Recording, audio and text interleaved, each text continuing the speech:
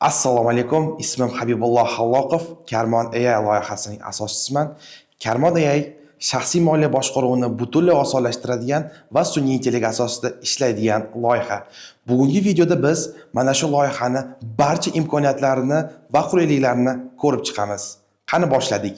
Karmon AI loyihasini siz bemalol App Store va Play Marketdan yuklab olishingiz mumkin. Hozir ilovani qanday qilib App Storedan yuklab olish mumkinligini ko'rsataman. Hop, App Store'ga kiramiz.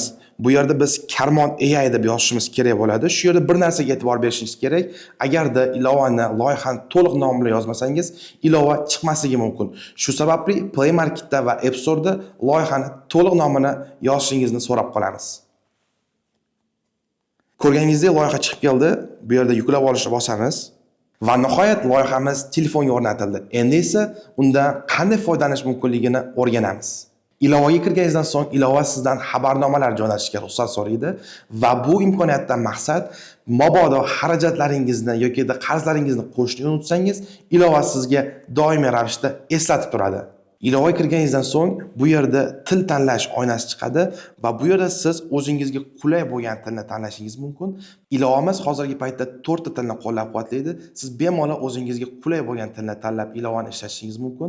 Siz Karmon AIni dunyoning istalgan burchagidan ishlatishingiz mumkin. Jumladan, hozirgi paytda bizni ilovani AQShda, Qatarda, Qozog'istonda va Rossiya davlatlarida ishlatib kelishadi.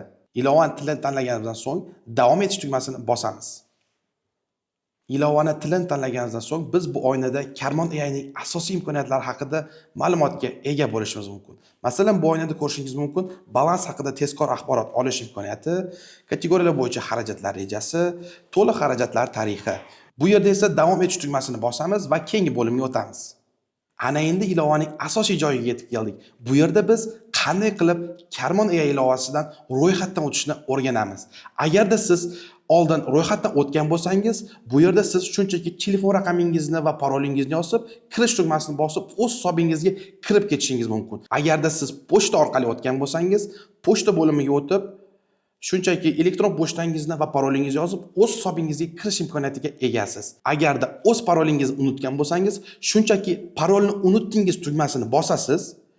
Keyin esa bu yerda telefon yoki oldin ro'yxatdan o'tgan pochtangizni nomini yozasiz va undan so'ng kodni olish tugmasini bossangiz, o'z parolingizni qaytadan tiklash imkoniyatiga egasiz. Agar siz oldin ilovadan ro'yxatdan o'tmagan bo'lsangiz, hozirda biz ro'yxatdan o'tishni o'rganamiz. Karmon AI ilovasida siz telefon nomer yoki elektron pochta orqali ro'yxatdan o'tishingiz mumkin. Yoki eng tez usullardan biri bu Apple yoki Google orqali ro'yxatdan o'tish. Hozir esa biz qanday qilib telefon nomeri orqali ro'yxatdan o'tishni ko'rib chiqamiz. Birinchi bo'limda siz o'z ismingizni kiritishingiz kerak bo'ladi. Bu yerda men hozir o'z ismimni kiritaman. Habibulloh. Keyin esa telefon raqamimni kiritishim kerak bo'ladi. Telefon nomeridan so'ng siz o'z parolingizni yaratishingiz kerak bo'ladi. Va uni albatta takrorlashingiz kerak. Agarda ro'yxatdan o'tishda muammoga uchrasangiz, o'ng burchakdagi quloqchinni bosgan holda bizga aloqaga chiqishingiz mumkin. Bu yerda siz bizning raqamimizni, telegramimizni yoki pochtamizni topib, ularga yozishingiz mumkin. Bu bo'limda telefon raqamingizni bir martalik tasdiqlash kodi jo'natiladi. Uni kirg'ishingiz kerak. Agarda mabodo sizga SMS kelmayotgan bo'lsa, darhol bizga aloqaga chiqing. Biz sizga yordam beramiz. Endi esa biz o'z akkauntimizni sozlashimiz kerak. Bu yerda ko'rganingizdek siz o'zingizni asosiy pul birligingizni tanlashingiz kerak. Bizning ilova 76 ta pul birligini qo'llab-quvvatlaydi. Bu degani esa siz bemalol Karmon AIni chet davlatlarda ham ishlata olasiz. Hozirda esa men O'zbekistonda bo'lganim uchun O'zbek so'mini tanlayman va davom etish tugmasini bosaman. Bu bo'limda biz odatda sarf qiladigan xarajatlar toifasini tanlashimiz kerak bo'ladi. Men odatda taksiga, mashinaga, keyinchalik xayriyaga va internet uchun, ovqatlanish uchun va keyinchalik jamoat transporti uchun pul sarflayman. Bu yerda esa biz daromad toifasini tanlashimiz kerak. Men asosan ish haqqi ko'rinishda o'z daromadimni topaman.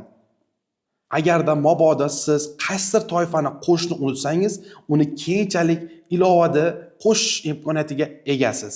Va albatta, agarda biz sizga tavsiya qilayotgan toifalar ichida sizning toifangiz bo'lmasa, siz o'z toifangizni yaratishingiz mumkin. Ajoyib, ha?